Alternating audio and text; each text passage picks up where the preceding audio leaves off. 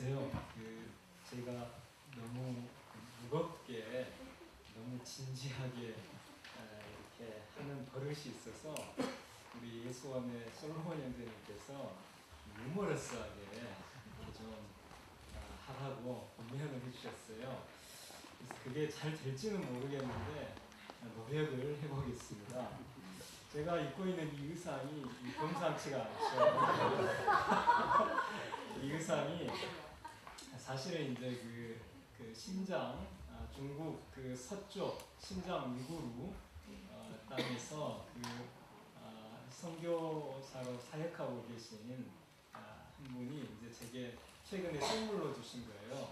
근데 이제 이걸 평상시에는 입고 다니기가 이제 제가 좀 어렵고, 선교사님도 이걸 강의할 때, 그럴 때 이렇게 쓰라고 하셔서, 특히 이제 또 이 자리에 계신 분들 다 마찬가지 마음이겠지만 우리가 선교에 대한 그런 마음이 있잖아요. 하나님의 나라를 위해서 그 선교자로 헌신하고 계신 너무 귀한 분들이 계시고, 또 그분들을 우리가 기도와 물질로 도울 그런 동역할 의무들이 우리에게 있는데, 그래서 이제 저희 이 의상을 보실 때마다 신장 위구르 땅에 그분들 생각해 주시고, 또 그렇게 이게 처음 입었습니다. 그리고 오늘 이 봉독자께서 참 수고를 하셨어요.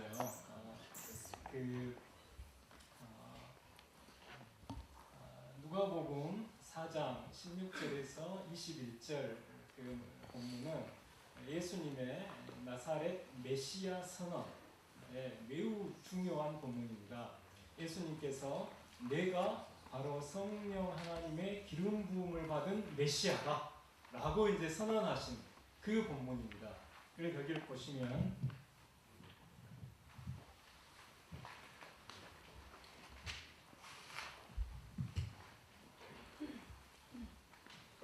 주의 성령이 내게 임하셨으니 이는 가난한 자에게 복음을 전하게 하시려고 내게 기름을 부으시고 나를 보내사 포로된 자에게 자유를, 눈먼 자에게 다시 보게 함을 전파하며 눌린 자를 자유케 하고 주의 은혜의 해를 전파하게 하려 하심이라 하시고, 이 글이 오늘날 너희에게 응하였다, 이루어졌다 라고 선언을 하셨습니다. 그래서 예수님께서 바로 자신이 주의 성령의 기름 부음을 받은 메시아다 라고 선언하시면서 그 메시아의 핵심 사역은 바로 주의 은혜의 해를 전파하는 것이다. 가난한 자에게 복음과 주의 은혜의 해를 전파하는 것이다. 이렇게 선언을 하셨습니다. 그때 이 주의 은혜의 해는 바로 구약의 안식년과 희년을 통칭한 개념입니다. 그리고 이 둘을 합해서 그냥 희년이라고도 표현합니다. 그런데 예수님께서는 구약 율법의 안식년법과 희년법을 실제적 차원에서도 더 높은 수준으로 완성하셨을 뿐 아니라 종말론적이고 영적인 차원에서도 완성하셨습니다. 예수님께서는 율법을 폐하러 오신 것이 아니라 완전케 하려고 오셨다고 산상수훈에서 말씀하셨죠. 근데 예수님의 그 율법 완성의 의미는 영적 완성과 육적 완성 두 가지 의미를 모두 다 갖고 있습니다.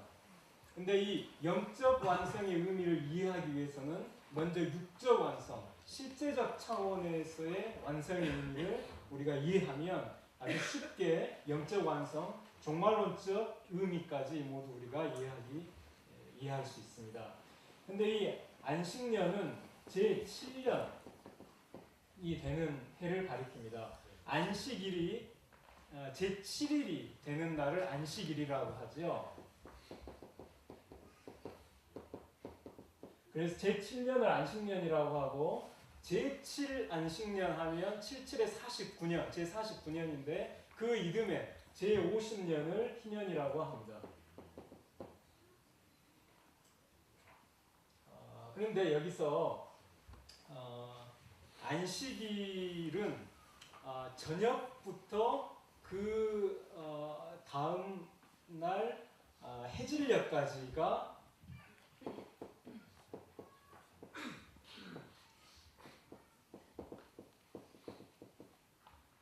안식일이죠.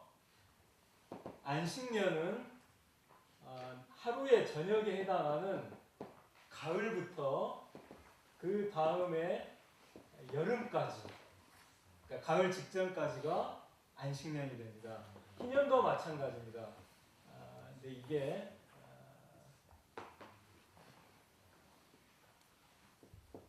이걸 빠뜨렸습니다. 제6일 저녁에서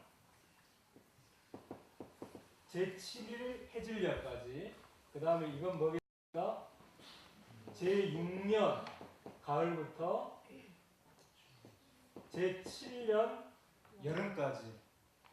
이건 어떻게 되겠습니까? 희년은 제49년 가을부터 제50년 여름까지.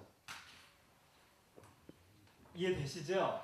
그러니까 우리가 그 히브리 역법에서 그 출애굽한 그 유월절 사건을 기념하기 위해서 유월절이 있는 달, 그 달을 1월로 삼아서 한 해가 구성이 되는 역법이 있고, 지금 이 안식년과 희년을 나타내는 이 역법은 그 역법이 아니라 이 농사력, 씨앗을 뿌리고 수확을 하는 농사력에 기초해서 이렇게 이루어집니다.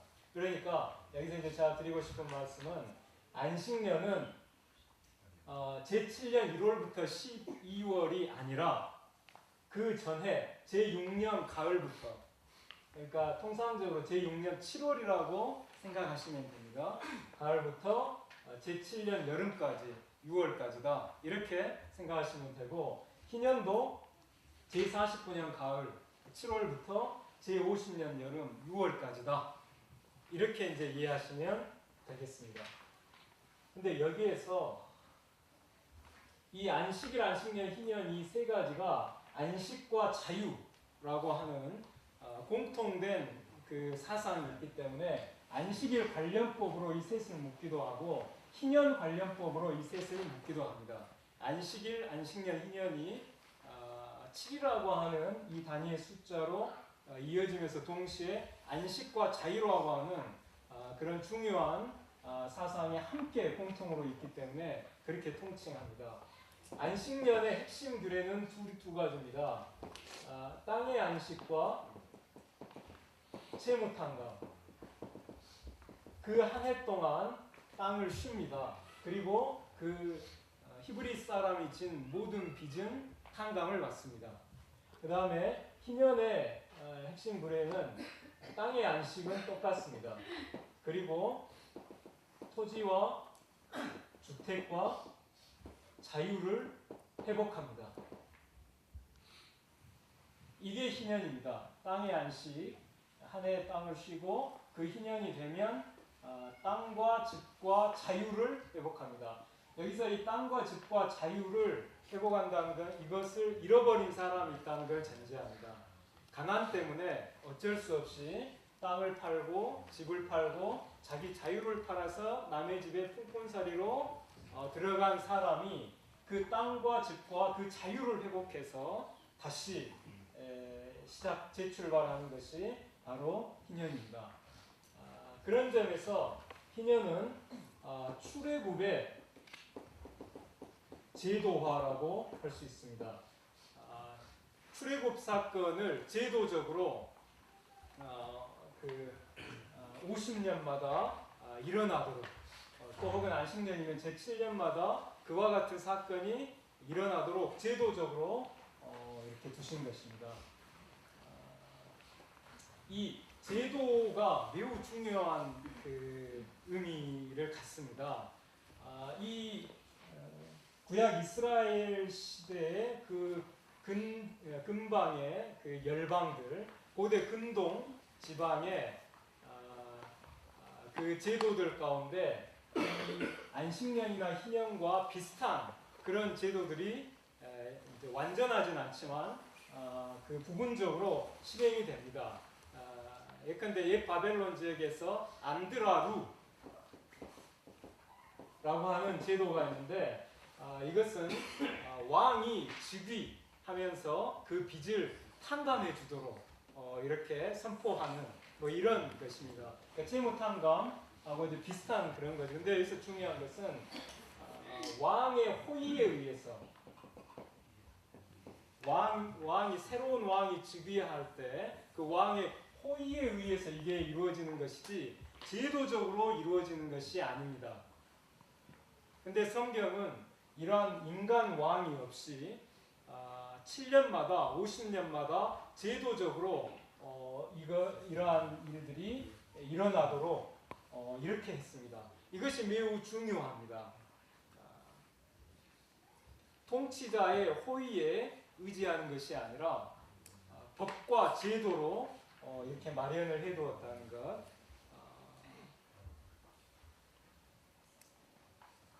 이 사항을 이제 염두에 두시고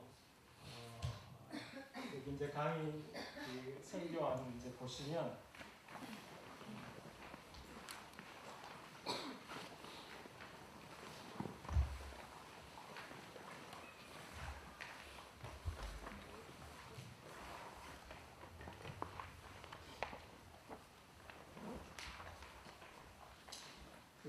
백천덕 형제님께서 토지와 경제정이라고 하는 책에서 이제 이런 말씀을 하십니다. 물질적인 것과 영적인 것은 분리될 수 없습니다.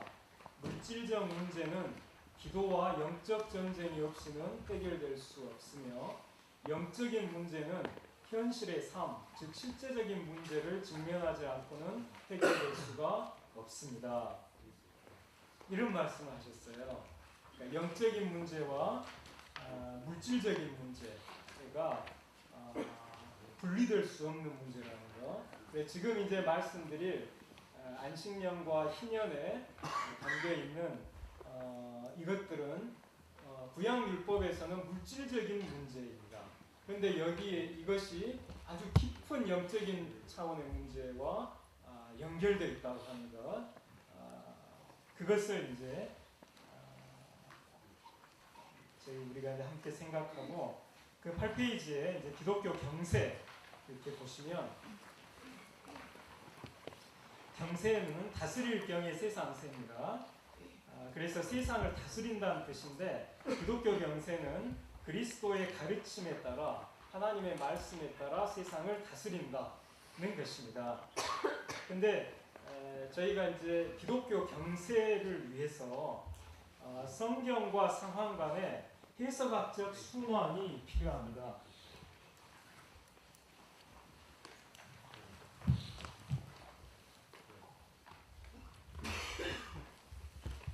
이 성경과 상황의 이 해석학적 순환이라고 하는 것은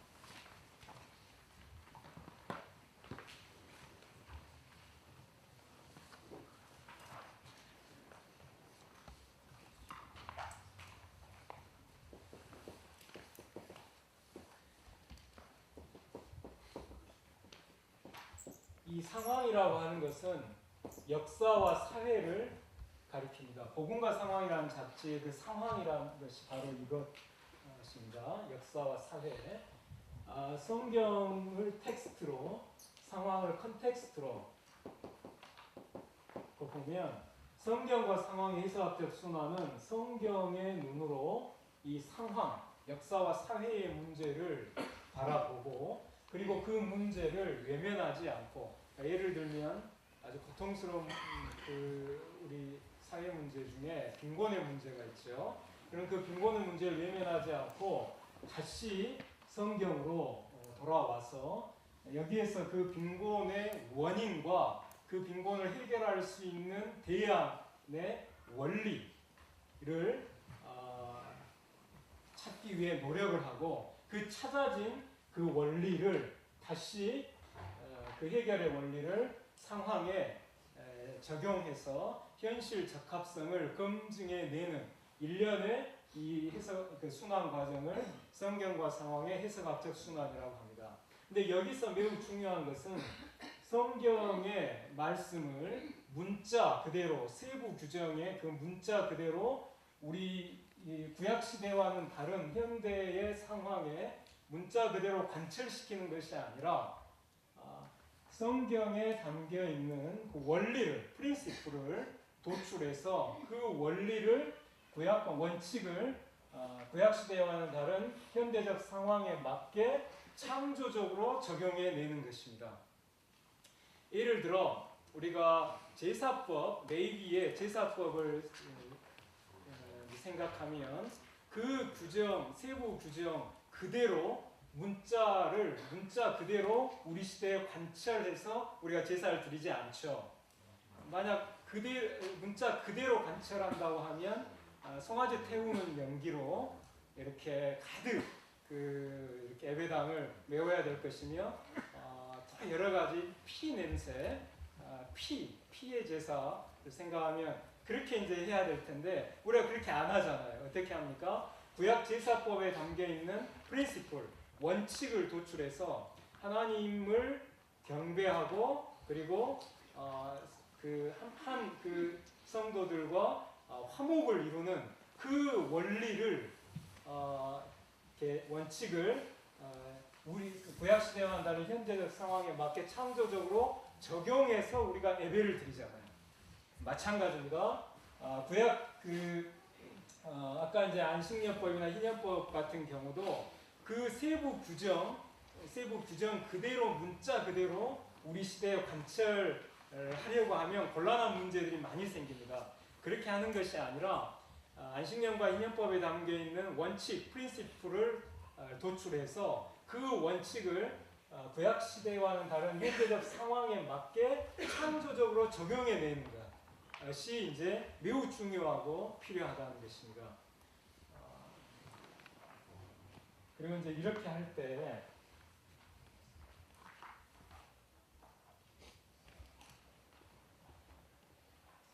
우리에게는 세 가지의 연구가 기본적으로 필요하게 됩니다. 첫째는 성경 연구입니다.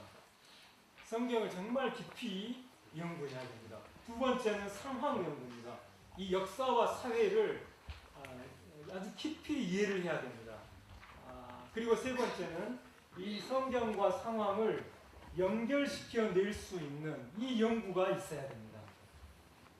그러니까 여기에는 아주 고도로 창의적인 그런 연구가 필요하다고 볼 수가 있죠. 이 세 가지 연구가 모두 이루어져야 기독교 경세학을 우리가 이루어낼 수가 있습니다. 기독교 경세를 펼칠 수가 이제 있게 됩니다. 근데 여기서 이제 가장 기본적인 것은 성경에 대한 이제 경세학적 연구가 되는데요.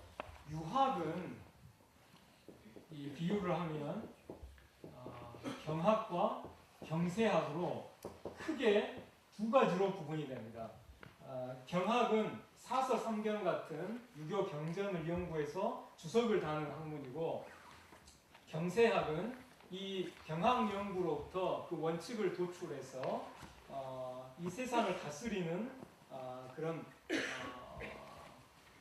그런 학문입니다. 그래서 다산 정약용 선생의 저술 가운데 이 다산 정약용 선생이 아주 치열한 그 유교 경전에 대한 경학 연구가 먼저 있었기 때문에 그 다음에 이 경세학 대표 저술이라고 할 수 있는 일표이서, 이게 이제 경세육표하고 흥흠신서, 목민신서, 일표이서라는 대표적인 경세학 저술이 이 경학 연구로부터 이제 나오게 됐던 것입니다. 근데 이제 여기서 지금 아까 이제 제가 말씀드린 것과 비슷한 그것을 반계 유형원 선생이 이제 그 비슷한 말을 합니다. 반계 유형원은 이제 조선 실학의 개척자입니다. 그의 대표적인 반계 수록인데 모두 26권으로 이제 구성되어 있어요. 근데 이 유형원의 반계 수록은 옛날 중국의 고대 태평 시대의 정치 법칙을 이제 본뜬 것으로서 과거와 현재의 정형을 참작했고 원칙과 융통성을 절충한 책이다. 원칙과 융통성을 절충한 책이다. 그러니까 그 원칙을 그 조선 시대의 상황에 맞게 창조적으로 적용했다는 이런 얘기입니다. 그래서 유형원의 반개수록은 이제 전제 토지제도로서 기본을 삼아서 정자형, 이 우물정자, 그 정전법이라고 하는 것은 토지를 이렇게 9등분으로 구분을 이렇게 해서 중앙 여기서 나오는 이제 산출물은 그 공공재정으로 정부의 공공재정으로 사용을 이제 한다 뭐 이런 개념입니다. 그런데 이 정자의 형을 구획하지 않고도 정전제도의 알맹이를 얻을 수 있게 했습니다. 그러니까 유형원은 정전제의 문자, 정자의 형에 얽매이지 않으면서 그 알맹이를 얻을 수 있게 한 것입니다.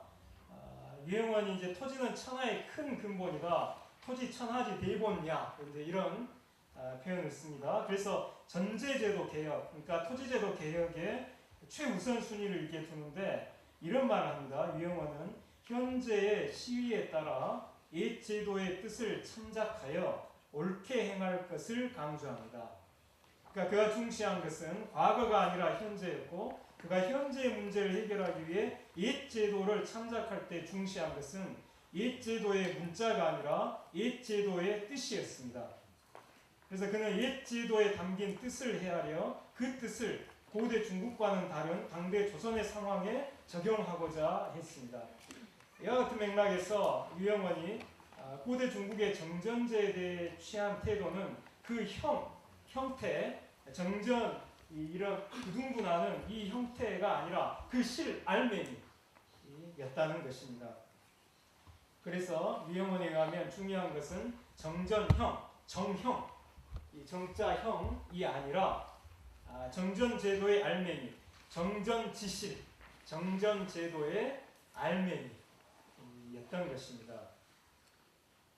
그래서 그 유교의 고대 경전에 담겨 있는 토지제도, 이 정전제를 그 문자 그대로 이 부둥분하는 이것을 그대로 조선시대에 관철하려고 한 게 아니라 여기에 담겨 있는 원칙을 고대 중국과는 다른 조선시대의 상황에 맞게 창조적으로 적용하면서 반개수록을 이제 집필을 한 것입니다. 제가 지금 말씀드린 이것은 그러니까 조선 실학의 경세학 방법론이 우리 성경의 이 성경과 상황의 해석학적 순환으로부터 나오는 경세학적 연구의 방법론과 일맥상통하다는 얘기를 제가 지금 말씀드리는 것입니다. 그리고 참고로 이 성경으로부터 그 원칙을 도출해서 그것을 성경 시대와는 다른 현대적 상황에 맞게 창조적으로 적용해야 된다고 주장한 사람은 영국의 프레데릭 버링더라고 하는 지공주의 신학자입니다. 그가 하나님의 토지법이라는 책에서 그 방법론을 소개를 하고 있는데 제가 이 프레데릭 버링더의 방법론하고 유형원 또 정약용 이런 분들의 실학자들의 경세학 방법론이 서로 일맥상통한다고 하는 것을 이렇게 이제 보게 되면서 하나님의 다스리심, 하나님의 통치는 우리 교회 또 우리 신학자들에게만 다스림이 미치는 것이 아니라 일반 은총의 차원에서 이런 조선의 실학자들에게도 똑같이 미치기 때문에 그런 차원에서 우리가 이게 실학의 방법론이 뭐 우리 기독교와 무슨 상관이 있나 이렇게 이제 배척하지 마시고 그렇게 되면 우리 기독교가 너무 작아지고 왜소해집니다. 그렇게 보지 마시고 이것이 정말 하나님께서 우리에게 주신 지성을 가지고 또 성경에 비추어서 취할 것 취하고 버릴 걸 버리면 됩니다. 근데 지금 조선 실학의 경세학 방법론은 성경의 이 경세학 방법론과 일맥상통하다. 그 점을 염두해 주시면 좋겠습니다. 그래서 이 경학과 경세학의 관계를 비유하자면 경학이 뿌리라면 경세학은 꽃과 같습니다. 경학의 뿌리가 깊을수록 그 경학연구로부터 나오는 경세학의 꽃은 그만큼 더 아름답게 피어날 수 있습니다. 이 땅에 기독교가 전래된 지 천주교로 하면 200년이 훨씬 넘었고 개신교로 하면 100년이 훨씬 넘었습니다. 이제는 기독교가 경학의 뿌리로부터 경세하게 꽃을 피워야 할 때입니다.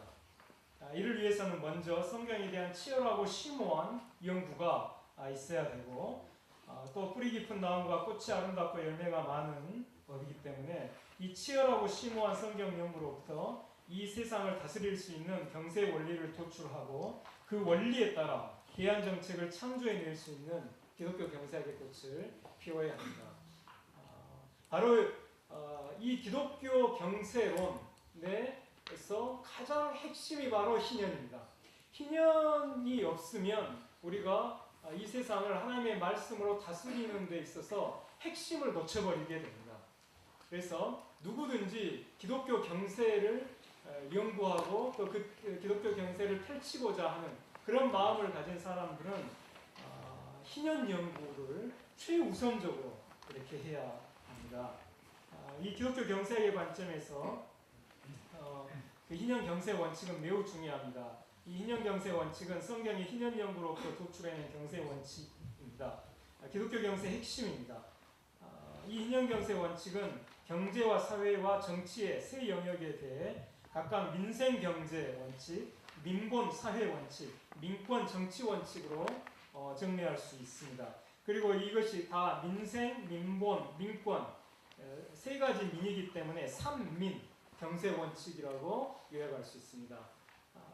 그리고 그걸 간단하게 표에 정리한 것을 보시면 희년 민생 경제 원칙은 네 가지가 있습니다. 토지, 주택, 대구, 노동. 그래서 희년 토지법의 원칙은 만인 평균 직권 원칙입니다. 평등한 토지권 원칙. 희년 주택법 원칙은 만인 주거권 원칙입니다. 그리고 희년 대구법 원칙은 빈민 무이자 대구 및 채무 탕감. 가난한 사람에게 이자 받지 말고 구워줘야 하고 그가 도저히 갚지 못할 때는 제7년마다 그 채무를 탕감해주는 10년마다 채무를 탕감해주는 원칙입니다. 희년 노동법 원칙은 노예 노동을 금지하고 품꾼 노동을 지양합니다. 그러니까 빨리 품꾼 노동에서 벗어날 수 있도록. 그리고 자영 노동을 지향합니다. 자영 노동을 하루라도 빨리 할 수 있도록. 여기서 말하는 자영 노동은 자기 기업인 땅에서 자기 자본, 그러니까 무화과 나무나 포도나무 또 밭가는 데 쓰는 가축, 소와 같은 자기 자본을 가지고 부를 생산하는 노동을 자영노동이라고 합니다. 성경에는 이 노동 형태가 크게 셋이 있습니다. 노예노동, 품꾼노동, 자영노동. 근데 그 중에 노예노동은 금지됩니다. 동족 히브리 사람은 절대로 노예로 부릴 수 없습니다. 그리고 품꾼노동은 불가피할 경우에만 허용이 되고 그 하루라도 빨리 품꾼노동에서 벗어나는 것이 성경이 가르치는 것입니다. 그리고 성경이 지향하는 것은 자영노동입니다. 그래서 자기 포도나무와 무화과나무 아래에 각기 안형이 거하였다라는 구약 성경의 그 말씀들은 구약 희년 사회의 그 자영노동 상태를 문학적으로 표현하는 것입니다. 자기 기업인 땅에 자기 가족이 심은 포도나무와 무화과나무 같은 그 자기 자본, 거기서 나오는 열매로 그러니까 자기 노동을 하면서 그 수확물을 이렇게 누리는 그러한 삶, 자기 포도나무 아래와 무화과나무 아래 안연히 거하는 그 삶이 바로 희년 사회의 그 모습입니다. 그리고 이 경제 영역에서 민생의 핵심 부분인 토지, 주택, 대구, 노동 각각에 대해 4대 희년 경제 원칙을 우리가 구현을 이제 이 성경의 그러니까 희년 경제법의 토지, 주택, 대구, 노동의 네 가지로부터 그 원칙을 각각 이렇게 도출했잖아요. 만인 평균 직권, 만인 주거권, 빈민 무이자 대구 및 채무 탕감, 그리고 노예노동 금지, 품꾼노동 지향, 자영노동 지향이라고 하는 그런 원칙이 여기서 이제 도출이 됐으면 그 원칙을 구약과는 다른 현대적 상황에 맞게 창조적으로 이제 적용해내는 것이 이제 우리가 해야 될 과제라는 것입니다. 그 다음에 희년 민본사의 원칙은 가난한 사람에 대해서 안식년에 그 채무를 다 탕감을 해줍니다. 그리고 가난한 사람을 위해서 그 가까운 친족, 근족이 대신 값을 치르고 토지를 되사서, 이걸 토지 무르기라고 합니다. 토지를 되찾아서 되사서 이것을 다시 그 자기 가난한 친족에게 돌려줍니다. 또 그 가난한 사람이 남의 밑에 이제 품꾼으로 이렇게 들어갔으면 그 사람 대신 그 속전을 지불하고 그 사람에게 자유를 회복시켜 줍니다. 이걸 인간 배속 규정이라고 합니다. 이건 모두 다 그 자기의 물질적 손해를 무릅쓰고 하는 것이죠. 채무 그 원금을 탕감해 주는 거, 자기 손해를 무릅쓰는 것이죠. 그리고 또 가난한 사람을 위해서 자기가 대신 값을 지불하고 땅을 되사서 되찾아주고 또 대신 속전을 지불하고 그 사람의 자유를 되찾아주는 것, 모두 다 자기의 손해를 보는 겁니다. 그래서 그런 이타적인 자기 희생을 통해서 활빈, 가난한 사람이 다시 자립할 수 있게 이렇게 해주는 것이 이제 희년사의 원칙입니다. 그래서 가난한 사람, 민을 근본, 본으로 삼는 민본을 통해 모든 사람이 더불어 다 함께 사는 사랑의 공동체 사회를 구해나가는 겁니다. 그래서 우리가 사랑의 공동체, 이것이 공허한 구호로 끝나지 않으려면 성경의 가르침은 반드시 이타적 자기 희생을 무릅쓰는 사람들이 있어야 합니다. 그래서 그 이타적 자기 희생을 통해서 활빈이 이루어지고 그를 통해서 진정한 사랑의 공동체 사회가 구현되는 것이죠. 이타적 자기 희생 없는 그런 사랑의 공동체는 불가능합니다. 그 다음에 희년 민권정치 원칙은 오직 하나님만을 왕으로 섬기고 인간 왕에 의한 왕정도 거부하고 소수 대지주 귀족들에 의한 귀족정도 거부하는 평등한 자유민의 집화연합 정치체제입니다. 이건 자율과 평등의 원칙이 담겨 있죠. 그래서 정치 권력이 하나 혹은 소수의 권력자에게 집중되지 않고 모든 사람에게 분산 공유돼서 실질적으로 민권이 구현될 수 있도록 만들기 위한 정치 개혁이 이제 필요한 것입니다. 자, 그러면 이제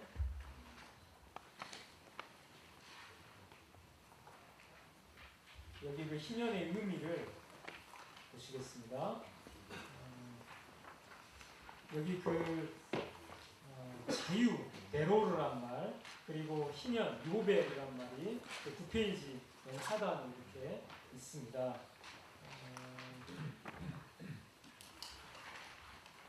10페이지를 넘기시면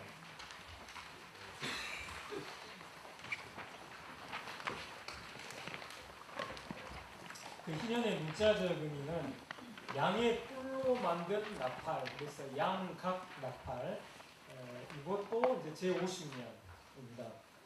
히브리어 요벨은 양각 나팔입니다.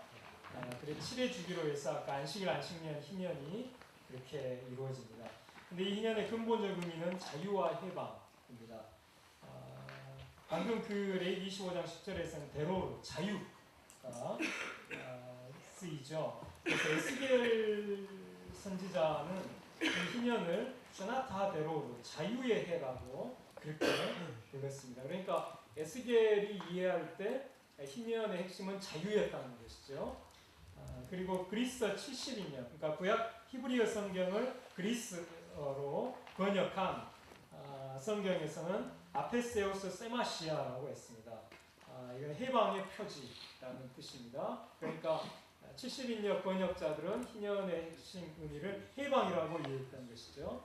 그리고 희년의 그 근본적 의미가 바로 자유의 해방인데 이 자유와 해방이라는 의미로부터 기쁨과 복이라는 뜻이 파생됩니다. 그러니까 자유와 해방을 회복하니까 기쁘고 복된 것이죠. 그래서 라틴어 불가타역에서 희년을 유빌라레라고 하는데 이건 기쁨 리조이스라는 뜻이고 영어 성경에서는 주빌리, 유빌라레를 이제 또 혹은 요벨을 음역을 하면서 주빌리로 했는데 역시 기쁨이라는 뜻입니다. 그리고 한자 희년에서 희자는 복희자 그랬습니다. 그래서 복된 해라는 뜻이죠. 그러면 이 희년에 담겨 있는 그 깊은 신학적 의미는 뭐냐? 그래서 한마디로 이웃사랑의 거룩한 생활입니다. 레위기는 전체를 크게 둘로 구분하면 레위 전반부는 거룩한 제사에 대해서, 레위기 후반부는 거룩한 생활에 대해서 가르칩니다. 근데 레위기 전체 주제는 거룩함인데 그것이 레위기 19장에 이제 나옵니다. 너는 이스라엘 자손의 온 회중에게 말하여 이르라. 너희는 거룩하라. 이는 나 여호와 너희 하나님이 거룩함이니라.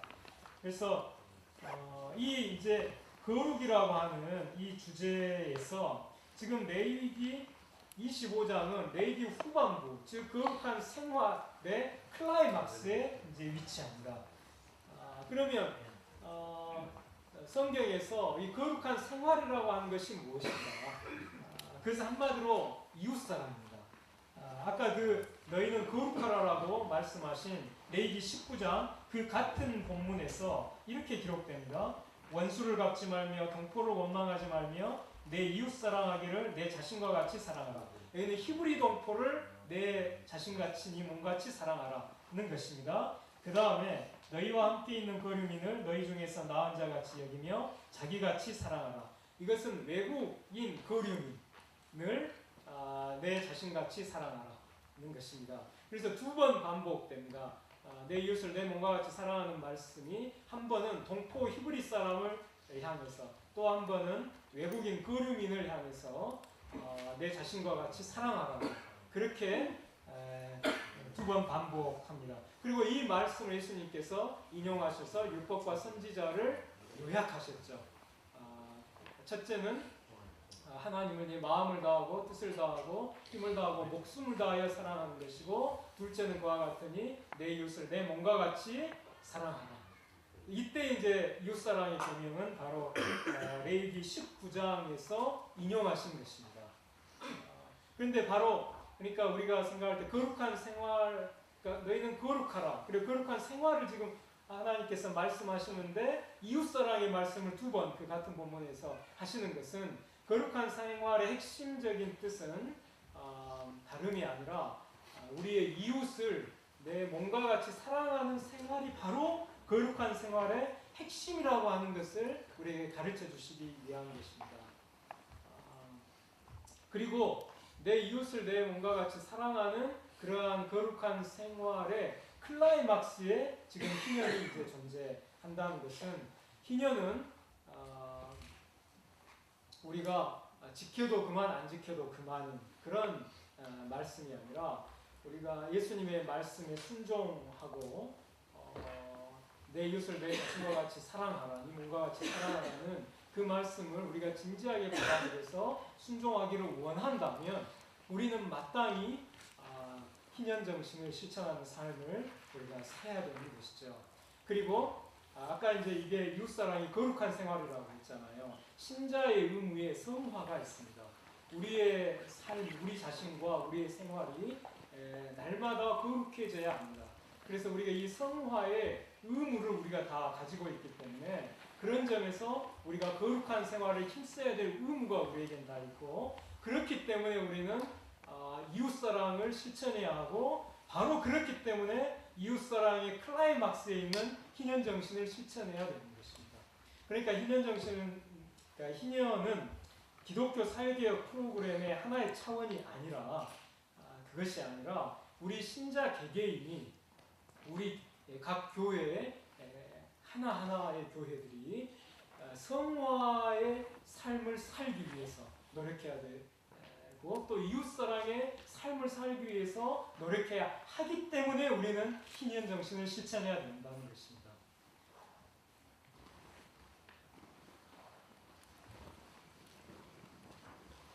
그리고 그러면 이제 그 희년 경제법 이제 보시면 희년 경제법은 성경적인 경제 세계관의 핵심입니다.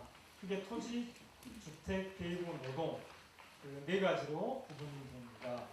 희년 경제법이 성경적 경제 세계관의 핵심이 되는 이유는, 희년은 구약 성경에서는 정의로운 경제의 정수이고 신약 성경에서는 예수님이 나사렛 회당에서 선포하신 메시아 선언의 핵심이 되기 때문입니다.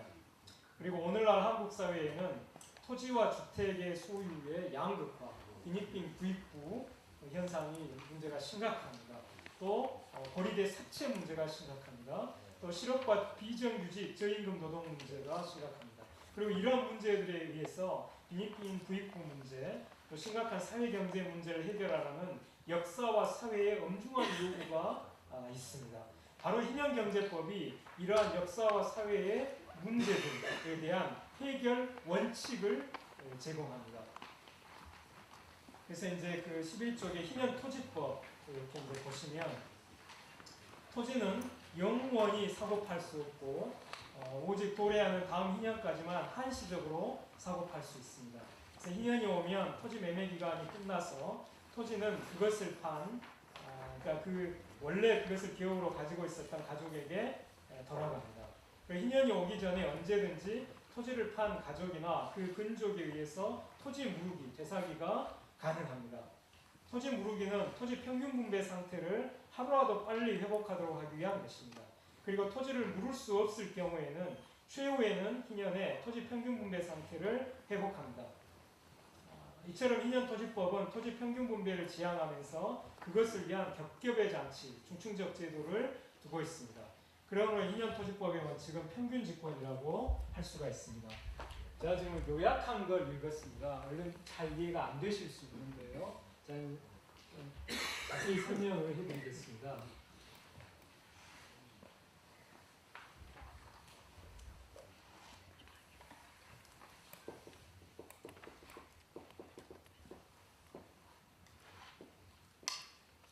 이 희년 경제 위에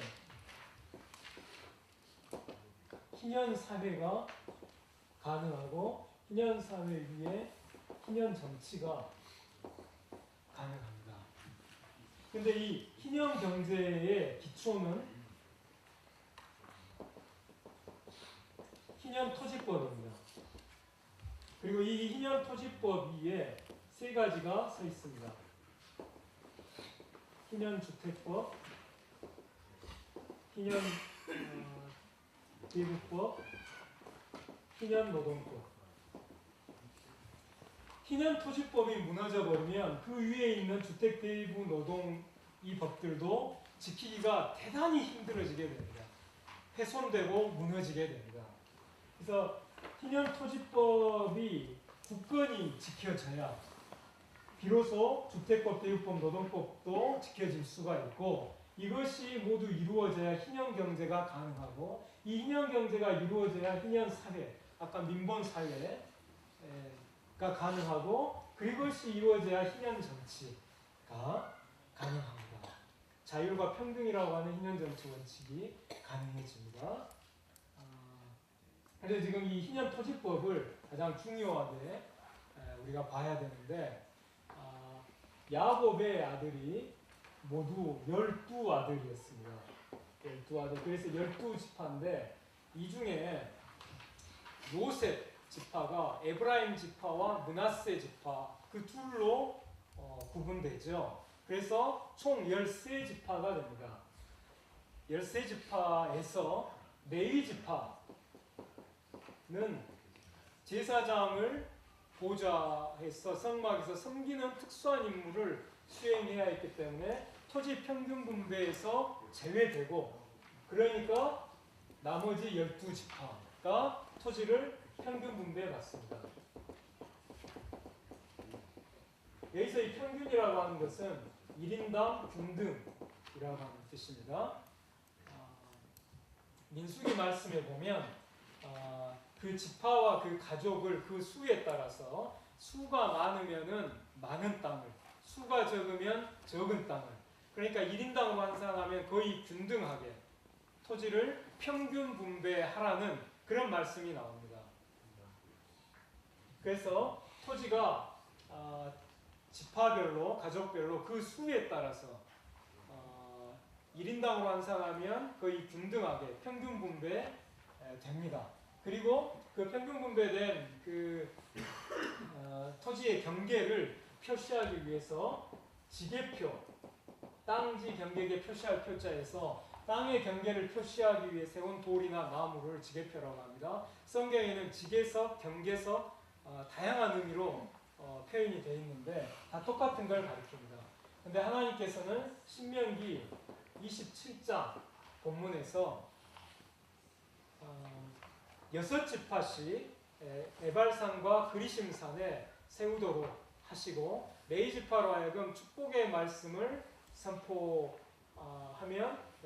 이 6지파가 축복의 그 말씀에 대해서 아멘 하도록 하고, 그 다음에 저주의 말씀을 선포하면 또 다른 6지파가 또 아멘 하도록 하는 그런 의식을 거행하게 하셨어요. 그때 그 저주받을 죄악의 목록의 세 번째에 그 이웃의 지게표를 옮기는 자는 저주를 받을 것이라 할 것이요 모든 지파는 아멘 할지니라, 이런 말씀이 나옵니다. 이게 이제 랭킹 3인데요. 랭킹 1위는 하나님을 대하여 우상 숭배죄, 랭킹 2위는 부모를 대하여 부모를 만홀히 여기는 불효죄죠. 그리고 나서 세 번째가 그러니까 하나님을 대해서, 부모를 대해서, 그리고 세 번째가 바로 사회윤리의 맨 첫 번째로 등장하는 것이 있습니다. 그러면 왜 하나님께서 이 랭킹 3위로 이 말씀을 특별하게 이렇게 두셨는가? 그것은 지게표를 옮긴다고 하는 의미는 힘 있는 사람이 탐욕 때문에 사회적 약자, 고아와 과부의 땅을 자기 걸로 빼앗고, 그리고 그 이제 지게표를 이제 다시 새로 옮긴다는 그런 의미를 갖습니다. 그러면 이것은 그 땅을 빼앗긴 사회적 약자의 입장에서는 이제 노예로 가는 이제 출발이 되는 것이죠. 땅을 이제 빼앗겼으니까 이 사람은 먹고 살기 위해서 이 가난한 가족들은 다시 이제 부잣집의 후kun으로 들어갈 수밖에 없게 되고, 근데 자기 땅을 희년이 되어도 마냥 회복하지 못해버리면 영구히 그 집의 품꾼이 될 수밖에 없죠. 영구적인 품꾼은 곧 노예입니다. 그러니까 이스라엘 사회에 노예가 발생하는 것이죠. 노예화가. 근데 이것은 하나님의 출애굽의 의도를 근본적으로 부정하는 악행이 됩니다.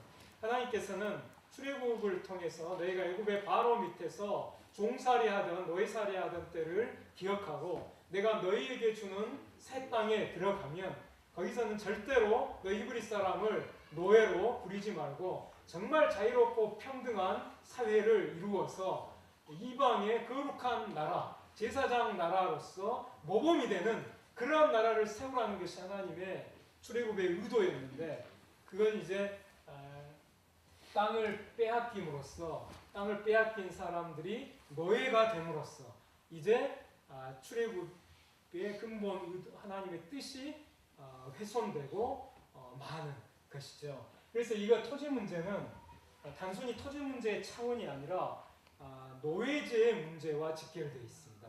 노예화의 문제와. 그래서 하나님께서 이것을 저주받을 죄악으로 선포하신 것이죠. 그래서 이걸 우리 현대적 관점에서 보면 우리 시대의 노예제도라고 하는 책을 레프 톨스토이, 러시아의 대문호인 톨스토이가 그 책을 썼는데, 그 책을 쓴 것이 바로 헨리 조지와 좀 똑같은 관점에서 헨리 조지나 레프 톨스토이나 다 모두 성경의 희년토지법을 정확히 이해하고 있었고, 그래서 그러한 정신에 따라서 사회를 정의로운 사회로 만들기 위해서 노력했던 그런 사람들입니다.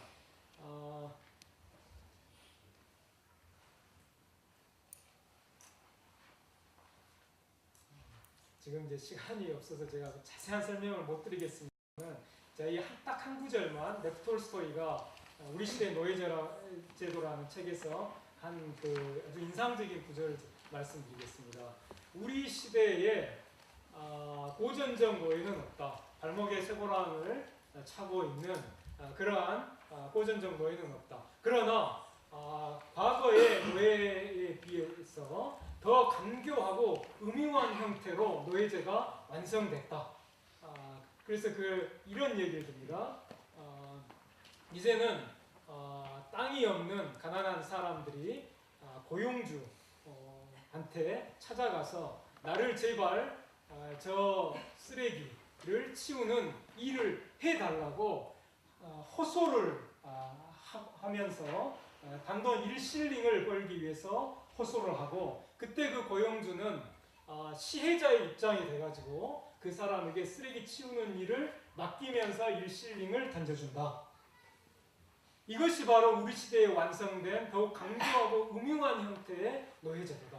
이것은 마치 타타르 죄수의 발을 가르고 거기에 억센 쐐기를 넣고 꿰맨 다음에 발목에 쇠고랑을 풀어준 것과 똑같다.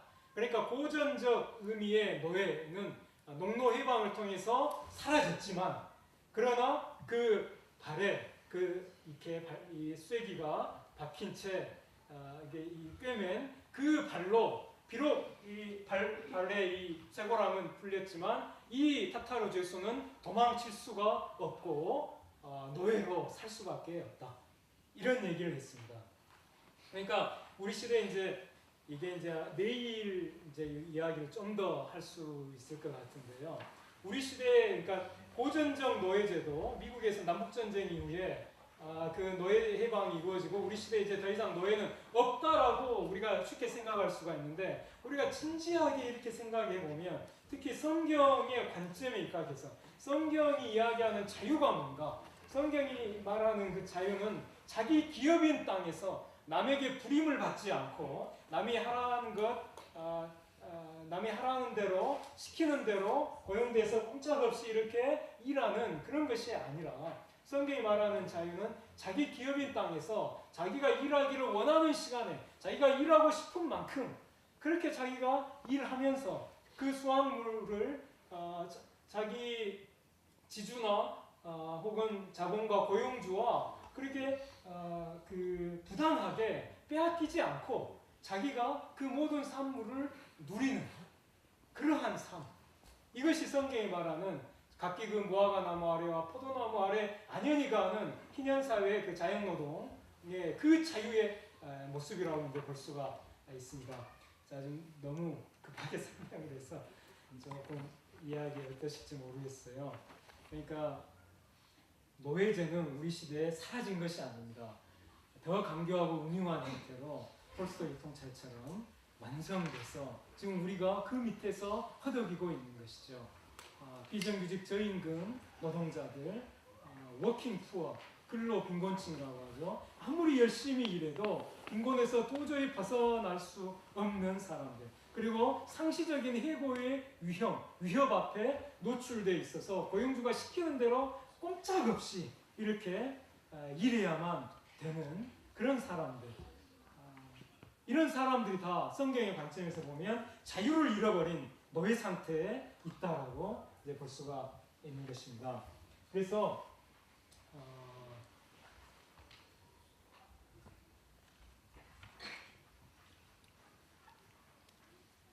자, 여기 이제 11조 그 희년토지법에 이제 번호 1, 2, 3쪽 있죠. 그 차례로 조금 말씀드리겠습니다. 1. 그 토지 영구매매 금지법입니다. 토지를 영영히 팔지 말 것은 토지는 다 내 것입니다. 너희는 나그네의 유고하는 자로서 나와 함께 있느라. 이 하나님의 말씀입니다.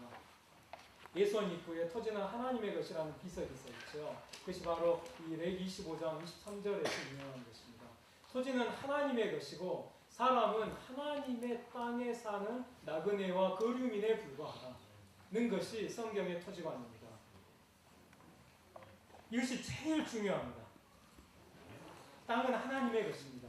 땅은 사람의 것이 아니에요. 그래서 하나님께서는 토지를 영영히 팔지 말라라고 말씀하십니다. 토지 영구매매를 하나님께서 금지하신 그 뜻에는 심오한 의미들이 담겨 있는데, 그 중에 하나는 제도를 통해서 땅이 하나님의 것이라고 하는 것을 이스라엘 백성들이 끊임없이 상기하도록 하기 위함이었어요. 이것이 신앙의 가장 기초가 됩니다. 이것이 무너져버리면 그 다음에 하나님의 주권을 인정하는 우리의 신앙이 흔들리게 됩니다. 그래서 이스라엘 백성들이 이제 생각을 하는 것이죠. 땅을 영영히 팔면 안 돼. 근데 왜 영영히 팔면 안 되는가? 그것은 땅이 하나님의 것이기 때문이야. 그래서 토지 영구 매매를 금지하는 그 법제도 속에서 이스라엘 백성들은 끊임없이 땅은 하나님의 것이지, 하나님의 것이니까 우리가 땅을 영원히 사고 팔면 안 되지. 바로 이제 여기서 땅이 하나님의 것이니까 그러니까 나 자신도 하나님께서 땅을 창조하셔서 이 땅이 하나님의 것인 것처럼 나도, 사람도 하나님께서 창조하셨고, 그래서 더구나 또 우리를 애굽에서 해방시키셨고 구속하셨고, 그래서 우리는 하나님의 것이지, 내 인생은 내게 아니라 하나님의 것이지. 그러면 내가 갖고 있는 이 재물, 이것도 그렇지, 하나님이 주신 것이지, 하나님의 것이지 라는 신앙 고백들이, 하나님의 주권을 인정하는 신앙 고백들이 그 위에 기초가 돼서 쌓여서 나오게 되는 겁니다. 근데 만약 토지 영구매매 금지 명령이 무너져 버리면, 이스라엘 백성들이 이걸 지키지 않고 하게 되면 땅이 하나님의 것이라고 하는 것을 망각하게 됩니다. 망각하게 되면 내 인생의 주권자도 하나님이라는 걸 망각하게 되고, 내가 갖고 있는 이 재물도 하나님의 것이라는 걸 망각하게 되고, 그럼 이제 내 마음대로 살게 되는 것이죠. 신앙의 부패가 바로 이렇게 해서 발생하는 겁니다. 토지를 영영이 팔지 말 것은 토지는 다 내 것이니라. 이에게 담겨있는 그 심오한 의미들. 왜 우리가 이 자본주의 토지 사유제 하에서 하나님의 주권을 인정하는 신앙을 우리 기독교인들이 갖고 살기가 왜 그렇게 힘든가? 그것은 땅이 우리가 이게 하나님의 것이라는 생각을 못하고 마음대로 영구히 사고 팔기 때문에, 그리고 이것이 사고 판 다음에 자기 거라고 생각하기 때문에 이 땅이 하나님의 것이라는 걸 망각하고 땅이 내 거야. 그럼 거기서 이제 뭐가 기초가 되냐면 내 인생도 내 거야. 내가 갖고 있는 이 재물도 내 거야. 내가 내 인생의 주인이지. 기독교인들조차도 반희년 토지법적인 그런 사회에서 살게 되면 그 신앙, 하나님의 주권을 인정하는 신앙을 유지하며 살기가 대단히 힘들어지게 됩니다. 그래서 이것과 이제 대비되는 것이 바알 정치죠. 그리고 바알 사회. 그리고 이제 여기 바알 경제가, 이 바알은 그 구약시대 대표적인 우상이죠. 맨 밑에 바알 토지법이 서게 되고, 여기서 바알 주택법, 바알 기부법, 바알 노동법이 서가지고 이 사회가 구성됩니다. 선지자 엘리야가 그 자신의 온 그 영혼과 그 인생을 격돌하고 투쟁했던 대상이 바로 이것입니다. 근데 여기에는 뭐가 있냐면 여호와 하나님 한 분을 믿는 신앙이 가장 그 기초에 있게 되고, 여기에는 바알을 숭배하는 바알 숭배가 그 기초에 있게 됩니다. 바알 숭배 위에 바알 경제가, 바알 사회, 바알 정치가 이루어지게 됩니다. 신약에서는 이 바알을 만몬으로 바꿔도 됩니다. 만몬. 너희가 하나님과 재물을 겸하여 섬길 수 없다라고 예수님 말씀하실 때 그 재물 만몬으로 이걸 바꿀 수가 있는데요.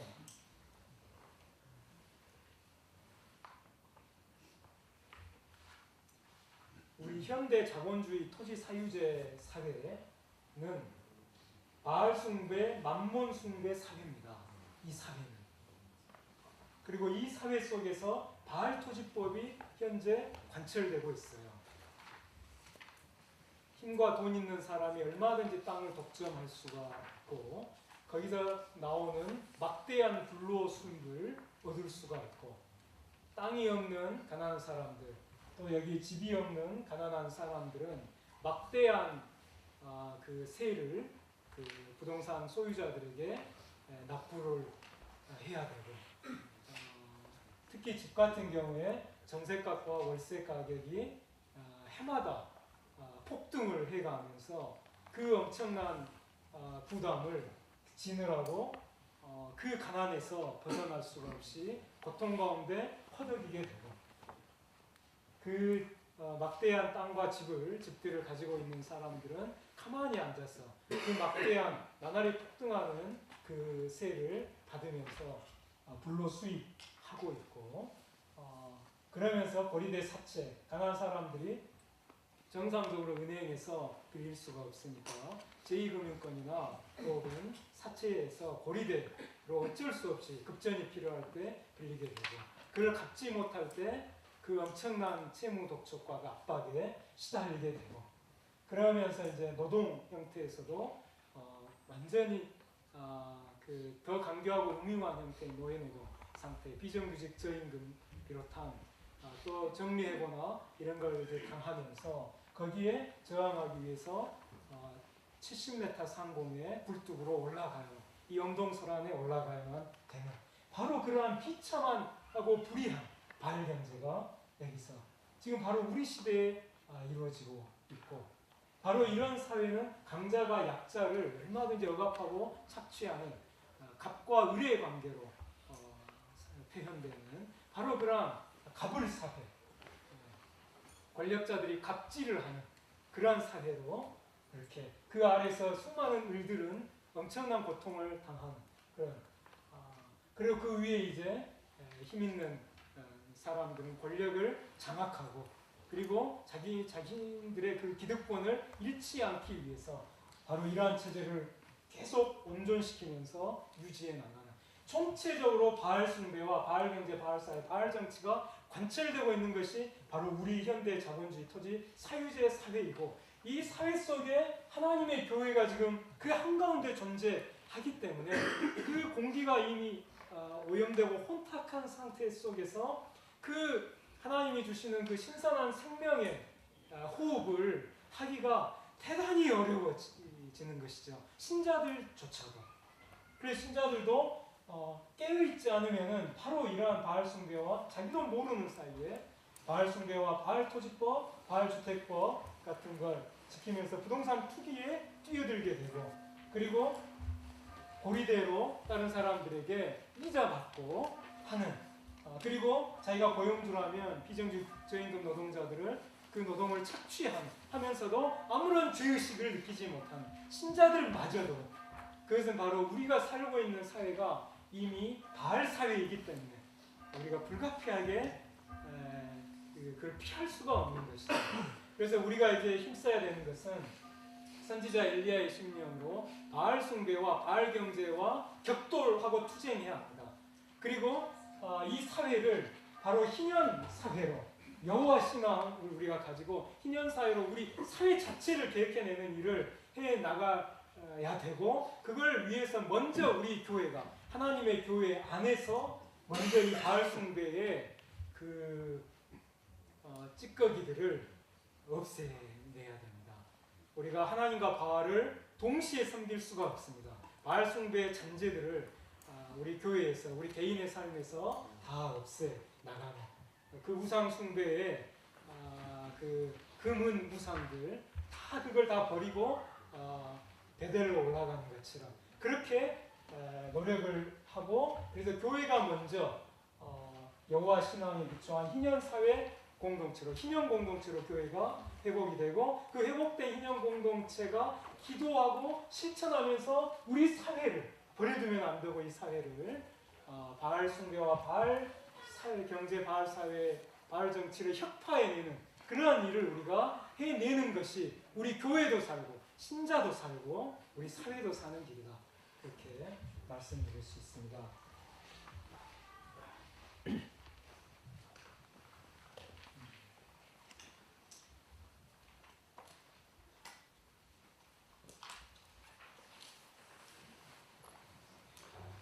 그 11조 그 2번 이제 보시면 그 토지사용권 한시 매매법이 있는데요. 그러니까 하나님께서는 땅을 영구히 팔지 말라고 토지 영구 매매를 금지하셨지만, 그러나 어떤 불가피한 사정 때문에 토지를 도래하는 다음 희년까지 한시적으로 사고 파는 것은 하나님이 허락하셨습니다.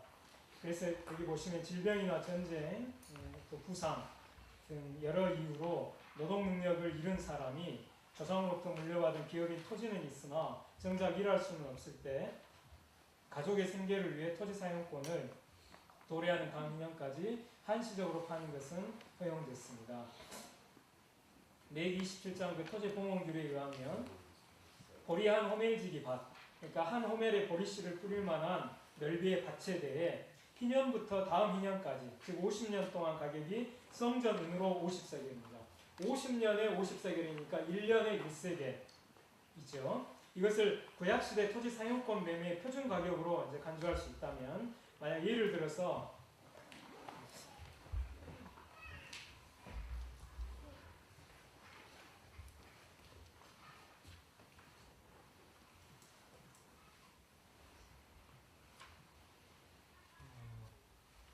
어떤 A라고 하는 사람이 부상을 당했어요. 일할 수 없게 됐어요. 그래서 이제 땅은 이제 놀릴 수밖에 없죠. 조상부터 물려받은 기업인 땅은 놀릴 수밖에 없고, 그런데 자기는 먹고 살아야 되니까 이 땅을 영원히 팔 수는 없고 도래하는 다음 희년까지만 한시적으로 팝니다. 그때 다음 희년까지 5년이 남았다고 하면 그것은 이제 유력자 B, 부자 B에게 5년 동안에 토지 사용권을 팔고 B로부터 그 보리향 호멜지기 밭에 그 1년에 1세겔이 이제 그 당시에 이제 기준 가격이었다고 한다면은 1세겔 곱하기 다음 2년까지 5년 남았으면, 그래서 곱하기 5년 하면 5세겔을 B로부터 일시불로 받아서 이제 이 거래가 이루어집니다. 이것이 바로 이제 토지 사용권의 한시적 매매 그런 규정입니다. 그런데 이 시점에 이 A의 근종 가운데 루세게 보아스와 같은 유력자가 없어서 이렇게 이제 했다면, 근데 이로부터 한 2년쯤 지나서 근족 C, A의 근족 C가 가까운 친족이 유력해지는데 넉넉해지면 그는 반드시 자기 친족 A를 대신해서 토지 무르기 의무를 수행을 해야 됩니다. 그럴 때 이제 C는 이제 2년이 지났으니까 다음 2년까지 3년이 남았죠. 그래서 1세겔 곱하기 3년 하면 3세겔을 C가 B에게 일시불로 주고, 그리고 B에게서 땅을 되찾아서 자기 근족 A에게 대거를 주는 것입니다. 그러니까 C는 자기가 물질적 손해를 무릅쓰고 대신 그 값을, 땅값을 지불하고, 그리고 그 땅을 되찾아서 근족 원래 그 땅을 기업으로 받았던 A에게 돌려주는 것이죠. 이것이 이제 바로 토지 무르기입니다. 근데 이제 만약 이 물을 근족도 없고 이 본인 스스로도 어떻게 이렇게 돈을 마련하지 못하고 이렇게 하게 되면 최후에는 희년에 도래하는 다음 희년에 이제 토지 사용권 거래 계약이 만료되니까, 끝나니까, 종료되니까 그때 희년에 토지를 이제 회복하게 됩니다. 자, 지금 여기 설명되어 있는 것을 한꺼번에 지금 요약해서 설명을 드린 것입니다. 근데 이것이 노동법, 그러니까 사람에 대한 그런 법하고도 똑같습니다. 어떻게 되냐면 이 A가 땅을 이제 팔고 또 집도 이렇게 팔 수가 있는데요. 근데 이제 일단 집은 그냥 있다고 가정하고, 그리고 이 사람이 이제 이 땅 이 5세겔도 다 써버렸어요. 그러면 이제 이 사람의 이제 큰 아들이 이제 강 건너 강부잣집에, 둘째 아들은 삼 나무 최부잣집에 품꾼으로 이제 가게 되는 겁니다. 그럴 때 이게 어떻게 이제 이 거래가 이루어지냐면은 A의 이제 첫째 아들이 B에게 갈 때, 가령 이제 이 시점이 희년까지 4년이 남았다고 하면은 스몰 a는 4년 동안에 자기 그 노동력을 B에게 넘기면서 대신 B로부터 이 이 아들의 1년간의 노동의 가치가 2세겔이라고 가정하면, 그리고 희년까지 이제 4년이 남았으면 2세겔 곱하기 4년에서 8세겔을 일시불로 이 가족들이 받고, 이제 이 아들은, 첫째 아들은 부잣집에 품꾼으로 이제 가게 되는 겁니다. 근데 이 시점에 이 끈족 중에 넉넉한 사람이 없어요. 그렇게 해서 이제 이렇게 이루어집니다. 특히 이때는 이제 이 B가 이방인인 경우입니다. 이방인. 그런데 이제 이로부터 한 2년쯤 지나서 이 근족 C가, 그러니까 1년쯤 지나서 근족 C가 넉넉해졌다 하면 이 C는 반드시 이제 사람 속량 의무를 이제 수행해야 됩니다. 어떻게 하냐면 1년이 지났으니까 다음 2년까지 3년 남았죠. 그래서 2세겔 곱하기 3년, 그래서 6세겔을 이 C가 B에게 일시불로 지불하고, B의 집에 품꾼살이 하는, B의 집에 상주하면서 거기서 이제나 저제나 고향 집으로 부모 형제에게로 돌아갈 날을 손꼽아 기다리고 있는 그 자기 조카의 손을 잡고 그 조카의 고향 집으로 돌려보내주는가, 이것을 가리켜서 근족의 사람 속량 의무라고 합니다. 근데 이제 만약 이 A의 근족 중에 이렇게 그 속량할 수 있는 넉넉한 사람도 없고, 계속해 줄 수 있는 사람도 없고, 이 본인 가족들도 그럴 힘이 없으면 최후에는 희년에 이 노동 고용 계약이 만료되니까, 노동 고용 계약 2년까지만 이루어진 거잖아요. 그래서 희년이 이제 되면 노동 고용 계약은 만료되니까 이제 희년에 그 자유를 이제 회복하게 됩니다. 자, 이게 이 땅에 대한 제도와 사람에 대한 제도가 지금 같죠? 같죠? 근데 여기에 이제 강의 안에 14쪽을 보십시오.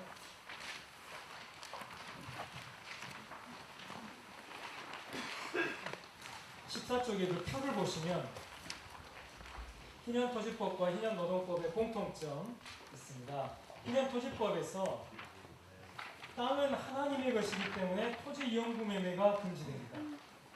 우측의 희년노동법에서는 히브리인은 하나님의 종이기 때문에 히브리인의 노예 노동이 금지됩니다. 그러니까 이 가장 중요한 그 원칙이 뭐냐면, 희년토지법에서는 땅이 하나님의 것이다. 이게 가장 중요합니다.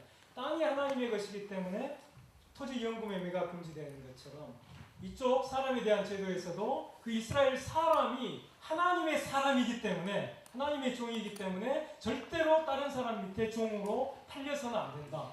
노예노동이 금지되는 것입니다. 하나님의 땅, 하나님의 사람. 땅이 하나님의 것이기 때문에 희년토지법이 쭉 이어지는 것이고, 이스라엘 백성이 하나님의 백성, 하나님의 것이기 때문에 희년노동법이 거기에 기초해서 노예노동이 금지되면서 이어지는 것입니다. 그리고 그 밑에 희년토지법에서 토지 사용권을 희년 시한부로 매매가 허용되고, 희년노동법에서는 노동 사용권이 희년 시한부로 매매가 허용됩니다. 그리고 희년토지법에서는 희년 전에 토지 무르기가 언제든지 허용됩니다. 희년 전에 언제든지 토지를 물을 수가 있습니다. 땅을 잃어버린 사람이나 그 근족이 언제든지 토지를 물을 수가 있고 회복할 수가 있고 되살 수가 있습니다. 희년노동법에서 마찬가지로 희년 전에 언제든지 품꾼으로 팔려간 그 사람을 속량할 수 있습니다. 언제든지 근족이나 그 본인의 가족에 의해서 품꾼 속량이 허용됩니다. 그리고 이도저도 아니면, 그러니까 근족 중에서 땅을 물려줄 사람도 없고 자기 스스로도 물을 수가 없으면 최후에는 희년에 토지를 회복하고, 희년노동법에서는 역시 최후의 희년에 품꾼의 자유를 회복하게 됩니다.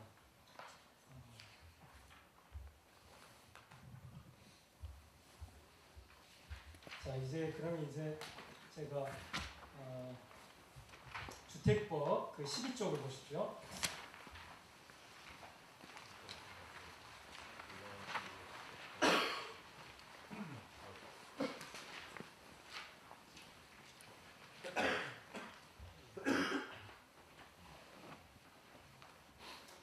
이거 지금 하기 전에 12쪽에 그 5번을 이렇게 위에 넷째 줄에 5번을 보시면 안식년과 인연의 토지정기 안식법이 있죠. 그래서 이제 현재 세대와 미래 세대 간의 평균주권을 보장하기 위한 겁니다. 그러니까 만약 현재 세대가 탐욕 때문에 하나님의 명령을 어기고 안식년과 희년에 땅을 쉬지 않고 휴경하지 않고 땅을 착취적으로 경작해서 지력이 고갈돼 버리면 미래 세대는 척박한 땅을 물려받을 수밖에 없게 되겠죠. 그러면은 현재 세대와 미래 세대 간의 평등한 토지권, 평균주권이 무너질 수밖에 없게 되겠죠. 그러나 하나님의 뜻은 현재 세대와 미래 세대 사이에도 평등한 토지권, 평균주권이 하나님의 뜻입니다. 그러니까 안식년과 희년에 한 해 동안 땅을 쉬도록 농사를 짓지 말라고 하나님께서 명하신 이유는 그 땅 자체를 하나님께서 사랑하시기 때문이기도 하지만 또 하나의 또 중요한 의미는 현재 세대와 미래 세대가 평균주권을, 평등한 토지권을 누리도록 하기 위해서였습니다. 이것은 브라질의 리우 환경회의에서 ESSD라고 하는 개념이 나왔습니다. Environmentally Sound and Sustainable Development, 환경적으로 건전하고 지속가능한 개발. 이걸 줄여서 Sustainability에서 지속가능성이라고 하는데요. 이건 뭐냐면 현재 세대가 탐욕 때문에 자원을 고갈시키고 환경을 파괴하면서 경제개발을 해버리면 미래 세대는 고갈된 자원과 파괴된 환경을 물려받을 수밖에 없기 때문에 현재 세대와 미래 세대 사이에 평등한 환경권이 무너지게 된다. 그러니까 현재 세대는 미래 세대와의 평등한 환경권을 위해서 그 경제개발을 할 때 절제하면서 환경 파괴와 자원 고갈을 절제하면서 해야 된다. 이것이 바로 이 지속가능성 개념의 핵심입니다. 지금 마찬가지로 이 토지정기 안식법에서도 안식년과 희년에 왜 우리가 한 해 동안 이스라엘 백성이 땅을 쉬어야 되는가 하면 이건 그 이유 중에 하나는 여기 말씀드린 대로 현 세대가 탐욕 때문에 땅을 착취적으로 경작하고 땅을 쉬지 않고 안식년과 희년이 왔음에도 불구하고 휴경하지 않고 땅을 쉬지 않고 계속 경작을 해버리면 땅의 지력이 고갈됩니다. 지력이. 그래서 미래 세대는 그 척박한 땅을 물려받을 수밖에 없게 되기 때문에 미래 세대와 현재 세대는 충분히 그 토지에서 이익을 얻지만 미래 세대는 그 척박한 땅에서 엄청난 그 고통을 겪게 되겠잖아요. 그래서 현재 세대와 미래 세대 사이에 평등한 토지권, 평균주권이 무너지기 때문에 하나님께서는 안식년과 희년에 정기적으로 땅을 쉼으로써 현 세대와 미래 세대 사이에 평등한 토지권, 평균주권을 이루도록 하신 것이라고 볼 수 있습니다. 그러니까 이건 한마디로 정리하면 이렇습니다. 수평적 차원에서 동일한 시대를 살아가는 이 모든 사람들 사이의 평균주권과 수직적 차원에서 현 세대와 미래 세대 사이의 평등한 토지권, 평균주권, 수평적 차원과 수직적 차원, 공시적 차원과 통시적 차원 모두의 평균주권이 성경의 토지법의 원칙이다. 이렇게 정리할 수가 있습니다. 그리고 이것으로 우리가 환경, 생태 운동을 하는 사람들에게 우리가 얘기를 해야 합니다. 그 사람들은 기독교가 환경 파괴의 주범이라고 그렇게 생각하고 있고 오해를 하고 있는데 거기에 대해서 아니다. 성경은 그렇게 말하지 않고 ESSD 같은 지속가능성 개념과 똑같은 걸 안식년과 희년법, 토지정기 안식법이 우리에게 얘기를 해준다. 그 다음에 이제 희년토지법을 이제 보시면 이것은 이제 이걸 여기다 정리를 하겠습니다.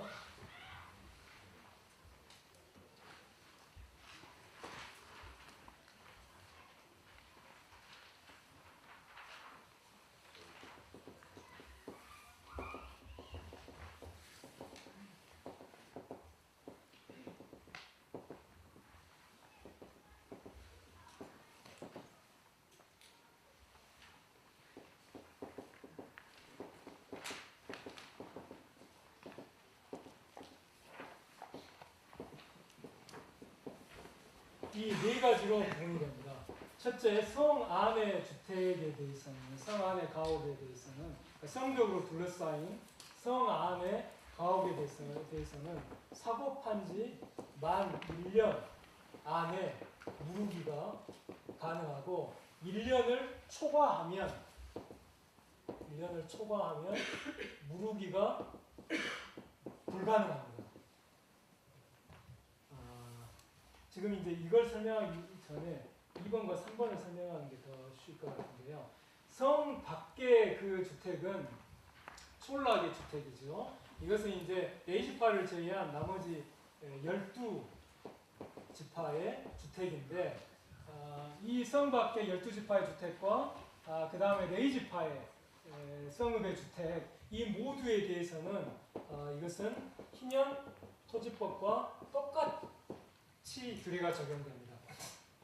희년 토지법은 토지를 영구히 사고팔 수 없고 다음 희년까지만 한시적으로 그 토지 사용권을 사고팔 수 있을 뿐이고, 그 한 번 판 후에는이라도 언제든지 그 판 사람의 그 본인이나 근족이 와서 언제든지 토지를 무르기, 되살기를 할 수가 있고, 그리고 이도저도 물을 수가 없게 되면 최후에는 희년에 그 토지를 회복합니다.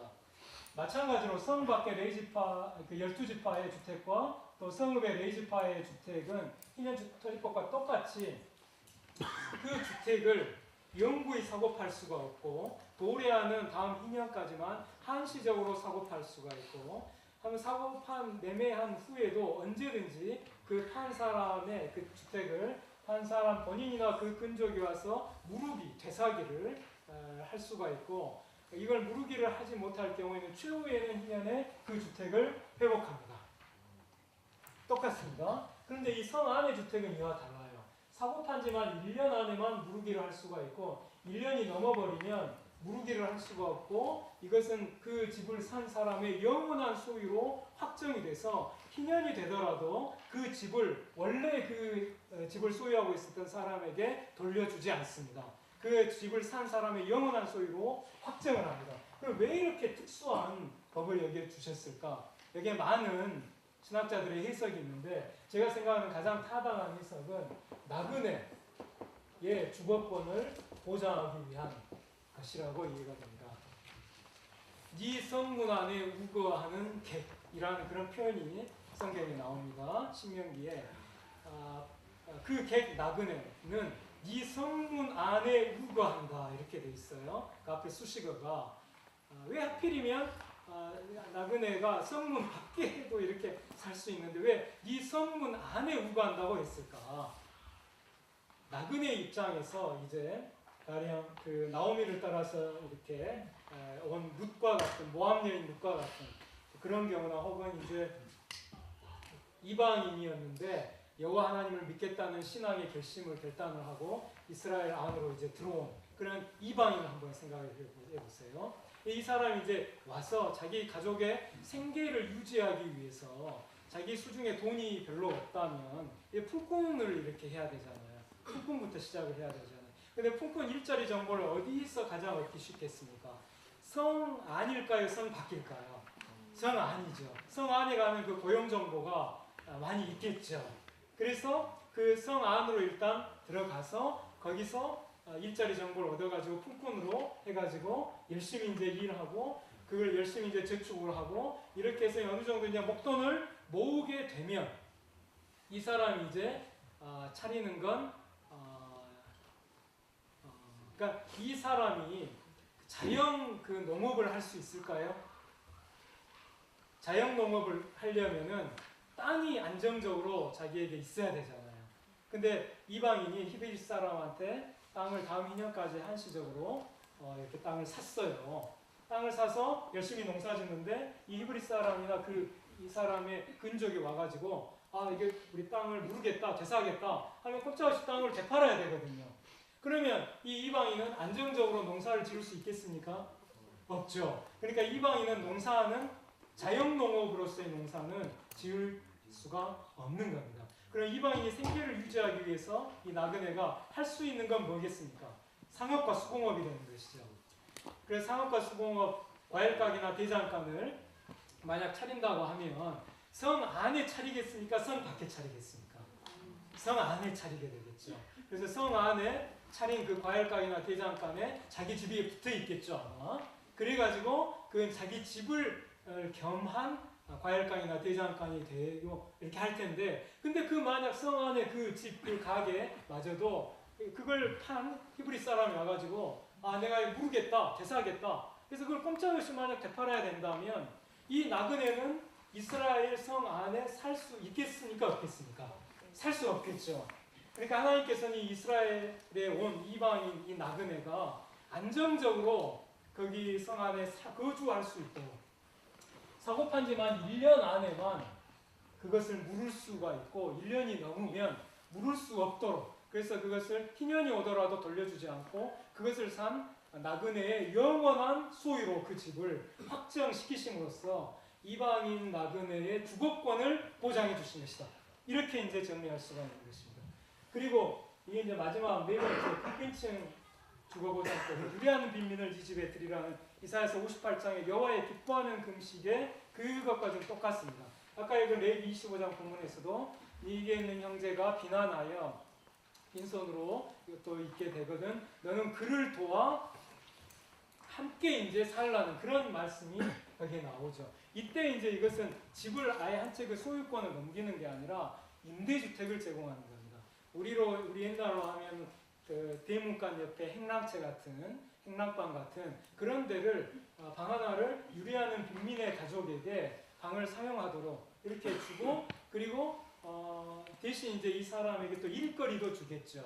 자기 집에 이제 일감도 주고 농사 또 품꾼으로 이렇게 고용할 수도 있겠죠. 그렇게 해서 이제 이 사람이 그 임대주택 그에서 이렇게 살면서 풍싹 이렇게 모아가지고, 그리고 이제 희년이 되면 이 히브리 사람은 자기 땅도 회복하고 집도 회복하고 또 그리고 풍싹 받은 것도 모아둔 것도 가지고 그렇게 가서 이제 다시 자기 땅 자기 집에서 새로운 재출발 이제 할 수 있게 되는 것입니다.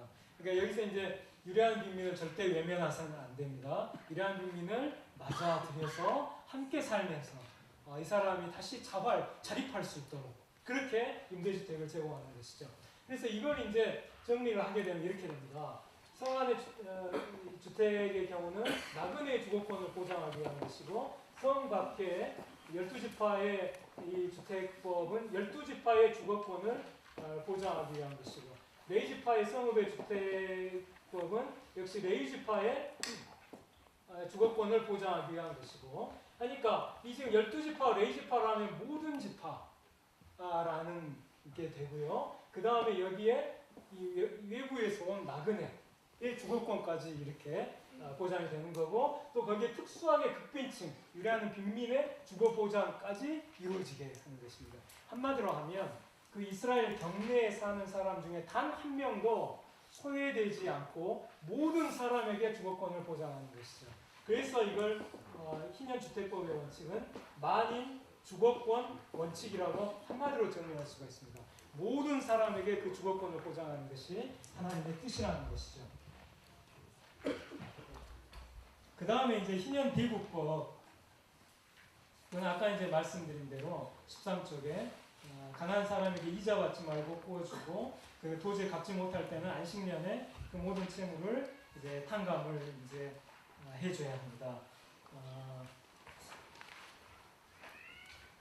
여기서 그 13조 그 2번 그 안식년 채무탕감법을 한번 보십시오. 아까 우리가 성경 공독자가 읽은 신명기 15장 그 구절입니다. 안식년 채무탕감법은 안식년이 되면 동족 히브리인이 진 모든 채무를 탕감해 줘야 한다는 법입니다. 하나님의 법, 그중 특히 안식년 탕감을 각오한 빈민 대부는 빈곤, 외채, 외세 문제 해결의 길로 기술되어 있습니다. 그러니까 그리고 반대로 강파, 또 악령, 악한 문, 득죄는 바로 안식년 탕감을 회피하기 위해 아예 빈민 대부를 거부하는 행위와 연관되어 있습니다. 그래서 가난한 사람에 대한 대부는 반드시 넉넉히 아끼는 마음을 품지 말고 시행해야 합니다. 지금 시간 관계상 신명기 15장 본문을 찬찬히 보면서 설명드려야 되는데 그걸 그냥 좀 요약한 겁니다. 신명기 15장 본문을 한번 찬찬히 꼭 읽어보십시오. 이것과 같이. 그럼 쉽게 이해하실 수 있습니다. 그리고 이제 여기 이것은 14쪽에 하나님의 마음과 눈이 가난한 사람의 절박한 사정에 이제 주목하고 있다는 걸 나타냅니다. 어떤 사람은 빈자의 도덕적 해이 문제를 내세워서 가난한 사람에게 꾸어준 빚을 탕감해주면 안 된다라고 주장을 하는데 성경은 빚을 꾼 자가 그 빚을 갚을 수 있는데도 갚지 않는 것은 악이라고 10편 37편에서 그렇게 말합니다. 그러니까 알아요. 채무자의 도덕적 해이 문제를 성경도 간과하지는 않습니다. 그러나 성경이 보다 더 주목하는 것은 빚을 꾸지 않고는 견딜 수 없는 빈자의 그 절박한 사정, 또 꾸어간 빚을 갚으려고 해도 도저히 갚을 수가 없는데 채권자로부터 빚독촉에 시달릴 때 그 괴로운 그 빈자의 마음, 이것을 하나님은 주목하신다는 겁니다. 하나님께서 빈자의 도덕적 해이 문제를 아심에도 불구하고 왜 이런 규례를 두셨는가? 그것은 하나님의 그 마음이 가난한 사람에 대한 그 긍휼, 그 사랑으로 불타시기 때문에 바로 이런 규례를 주셨다는 것입니다. 그리고 이제 15쪽을 이제 보십시오. 15쪽이 이제 희년정신 이제 마무리합니다. 희년정신의 근본은 하나님의 왕권과 주권입니다. 땅이 하나님의 것이기 때문에 영원히 팔릴 수 없고 사람은 하나님의 땅에 사는 거류민과 동거자에 불과하다. 또 이스라엘 자손이 하나님의 종이기 때문에 사람의 종으로 팔릴 수 없다. 이건 모두 하나님의 왕권과 주권이 희년정신의 근본임을 잘 나타냅니다. 땅도 하나님의 것이요 사람도 하나님의 것입니다. 하나님만이 유일한 왕이시고 유일한 주이시다. 이것이 희년정신의 근본입니다. 그리고 희년정신의 핵심은 뭐냐면 근족의 대속정신, 십자가정신입니다. 그래서 그 15쪽에 맨 그 밑에서 셋째 줄 보시면 희년정신의 핵심은 가난 때문에 땅과 집과 자유와 가족을 잃은 가난한 친족을 위해 자신이 대신 값을 치르고 그 가난한 친족의 땅과 집과 자유와 가족을 회복시켜주는 근족의 대속정신입니다. 근데 이것은 16쪽에 보시면 인자가 온 것은 섬김을 받으려 함이 아니라 도리어 섬기려 하고 자기 목숨을 많은 사람의 대속물로 주려 합니다. 우리 주 예수 그리스도의 은혜를 너희가 알거니와 부요하신 이로써 너희를 위하여 가난하게 되시는 그의 가난함으로 말미암아 너희를 부요하게 하려 하시니라. 바로 그 근족의 대속 정신은 바로 십자가의 정신입니다. 이건 잠깐만 설명 마지막 하겠습니다.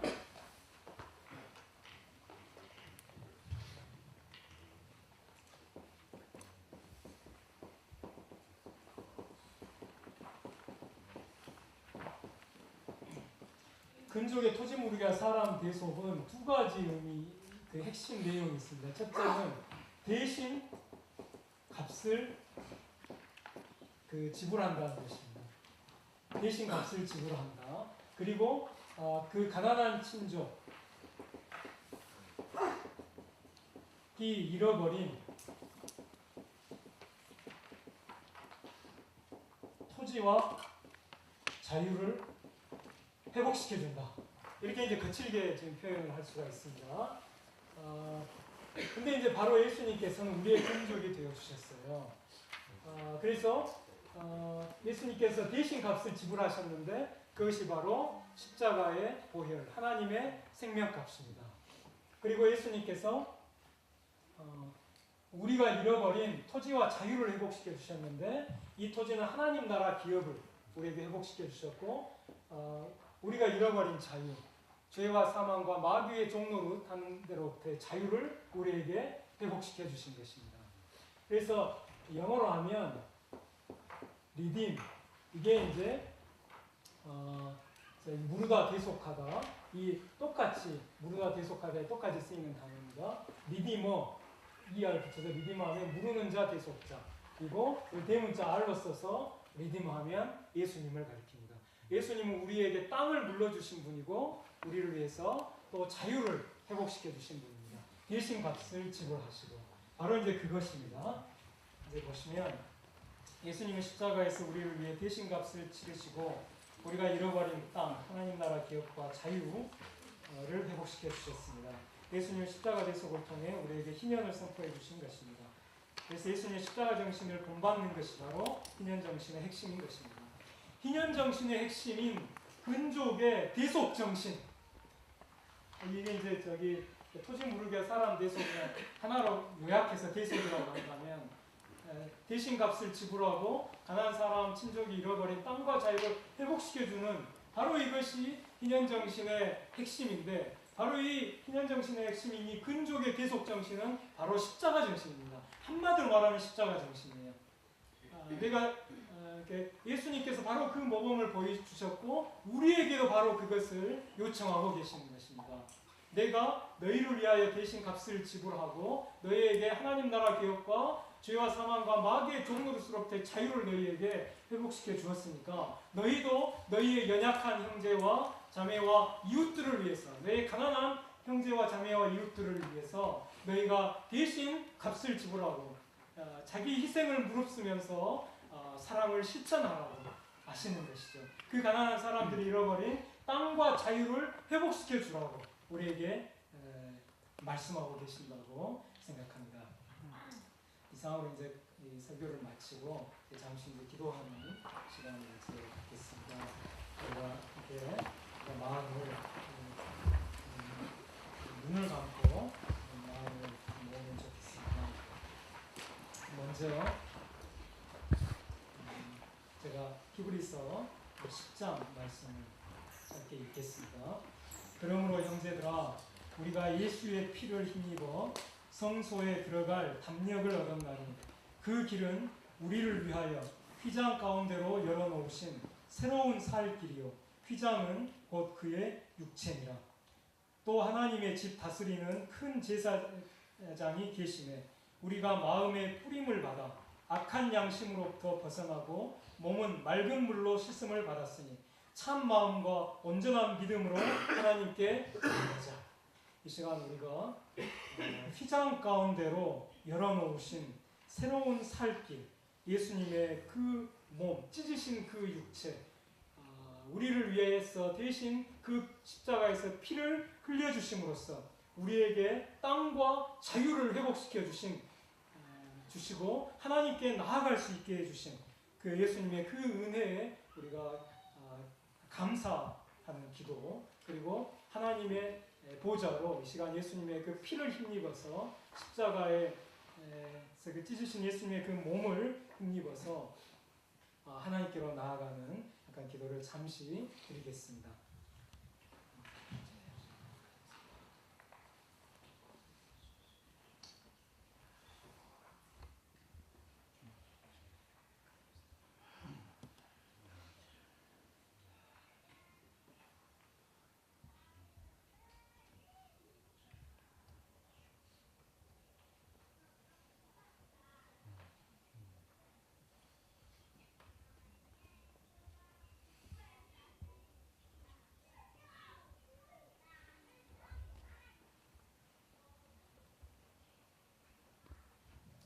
인자에 온 것은 섬김을 받으려 함이 아니라 섬기려 하고 자기 목숨을 많은 사람의 대속물로 주려 합니다. 예수님의 그 놀라우신 은혜를 저희들이 찬송하고 또한 감사를 드립니다.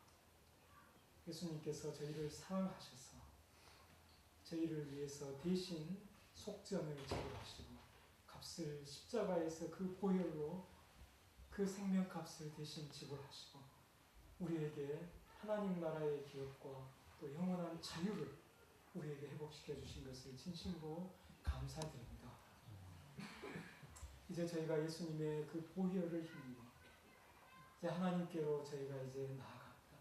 이 시간 저희가 아버지 앞에 간절히 이제 구하기를 원하는 것은 이제 저희들이 예수님을 본받아서 저희들이 우리의 가난한 이웃과 형제와 자매들에게 우리가 근족의 예수님이 모범을 보여주셨던 그 십자가의 정신을 가지고 근족의 대속 정신을 가지고 저희들이 자기 희생적인 사랑을 실천하는 그런 사람들이 저희가 될 수 있도록 이 시간 주께서 저에게 은총을 베풀어 주시옵소서. 이 시간 저희가 한 목소리로 바로 이 기도 제목을 가지고 하나님 앞에 간절히 이 시간 기도하겠습니다. 우리 자신, 우리 가족, 그리고 우리 교회가, 한국 교회가 바로 이런 교회로, 거룩하고 영광스러운 교회로 거듭날 수 있도록 희년 정신을 실천하는, 근족의 대속 정신을 실천하는, 십자가 정신을 실천하는, 예수님의 그 십자가 은혜에 감사 감격하는 그 마음으로 그 십자가의 정신을 실천하는 그런 교회와 그런 저희 신자들이 될 수 있도록 이 시간 한 목소리로 간절히 기도하겠습니다. 하나님 아버지 감사합니다. 저희들이 주 예수님의 그 놀라우신 은혜를 감사하고 찬송하고 주님께서 베풀으신 그 놀라우신 은혜, 우리의 모든 죄를 사하시고 우리의 모든 죄빚을 탕감해 주시고 우리에게 땅과 천지를 영원한 하나님 나라의 기업과 영원한 자유를 회복해 주시는 하나님의 그 놀라우신 은혜를 저희들이 감사하며 주의 그 십자가의 은혜를 감사하며 주의 그 말씀에 순종하여 우리의 이웃을 우리의 몸과 같이 사랑하며 희년 정신을 실천하는 저희들 모두가 되게 해주시옵소서. 저희 한국 교회가 되게 해주시옵소서. 저희들과 저희 자신과 저희 가족과 저희 교회와 저희 한국 교회가 주의 은혜에 감사하는 마음으로 우리의 이웃, 가난한 이웃들, 그 고통 가운데 신음하는 우리의 형제와 자매와 이웃들에게 우리의 손을 펼 수 있게 해주시옵소서. 우리가 우리의 물질적 손해를 무시하고 우리의 시간을 들여서 자기를 희생함으로써 하나님의 놀라우신 십자가의 은혜를 드러낼 수 있는 그러한 교회로, 그러한 저희들로 온전히 회복되게 해주시옵소서.